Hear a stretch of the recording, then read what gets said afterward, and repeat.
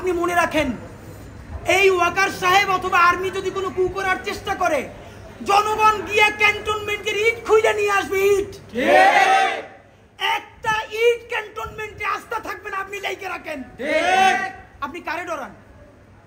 আপনি ভোট নেন। মিনিমাম 100 রিক্সাওয়ালার সাথে কথা বলেছি গতকাল পর্যন্ত, প্রত্যেকে বলে এই উপদেষ্টাদেরকে তারা বিশ্বাস করে না, কিন্তু ইনুস বেড়া ভালো। এর মানে সারা বাংলাদেশের জুলাই যোদ্ধারা, জুলাইয়ের পক্ষের শক্তিরা আপনার মুখটা দেখা এখন পর্যন্ত এই সরকারের একটা হাত ধইয়া রাখছেন। কিন্তু এই উপদেষ্টাদের কেউ কেউ ইতিমধ্যে রাজনৈতিক দল যারা সামনে ক্ষমতায় আসবে তাদের সাথে নেগোসিয়েশন করে কেউ সামনে আইনমন্ত্রী হবে, কেউ অন্যান্য মন্ত্রী হবে, কি কি হবে এইটা পাকাপোক্ত কইরা এখন তাদের জবানে আমাদের ঘোষণাপত্র লিখে দেয়। এখন সেই ক্ষমতায় যারা আসবে সেই দলের মুখপাত্র হয়ে তারা এই সরকারের মধ্যে কাজ করে। প্রধান উপদেষ্টা, আপনার একটা কথা বলি, আমরা আগেও বলেছি এই সরকারের সকল উপদেষ্টার এক পা অন্য দেশে, বিপদ হইলে ভাইগে যাবে, কিন্তু আমরা দৃঢ়ভাবে বিশ্বাস করি আপনি ভাগবেন না। এর প্রমাণ, আপনি যদি ভাগতেন পৃথিবীর কোন দেশ আপনারে রাখতে চায় না বলেন? তাহলে হাসিনার আমলেও 10 তলা বিল্ডিং পাইয়া আপনার আদালতে হাজিরা আপনি দিতে আসতেন না, আপনি তখনই বিদেশ থাকতে পারতেন। আপনি এই দেশে থাকতে চান বলেই আপনি আসছেন, আমরা বিশ্বাস করতে চাই। মাননীয় প্রধান উপদেষ্টা, আপনি বাঁচবেন কয়দিন বলেন?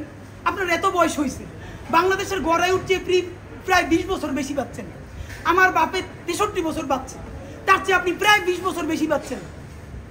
মাঝে মধ্যে মৃত্যু বেঁচে থাকার চেয়ে অধিক। মাননীয় প্রধান উপদেষ্টা, আপনি একটা গবেষণা করেন, বাংলাদেশে গত 50 বছরে কোন রাষ্ট্রপ্রধানের 30 মিনিট 40 মিনিটের বক্তৃতা রিক্সা চালক, ভ্যান চালক, সবজি বিক্রেতা, বিশ্ববিদ্যালয়ের প্রফেসর, ছাত্র জনতা আধা ঘন্টা বসে তার বক্তৃতা শুনে নজির নাই, যেটা আপনারটা হয়েছে।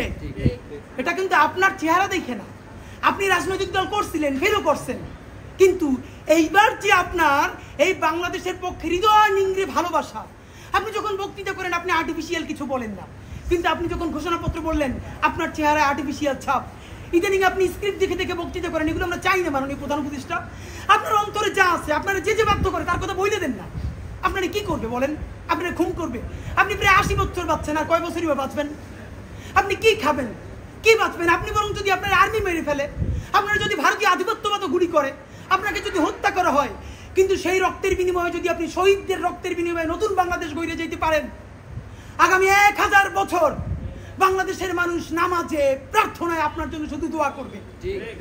বুড়ো মানুষটা থেকে শুরু করে শিশু আপনার বক্তৃতা শুনে মাননীয় উপদেষ্টা কতক্ষণ জানেন? যতক্ষণ আপনি জুলাইয়ের জবানে কথা বলেন।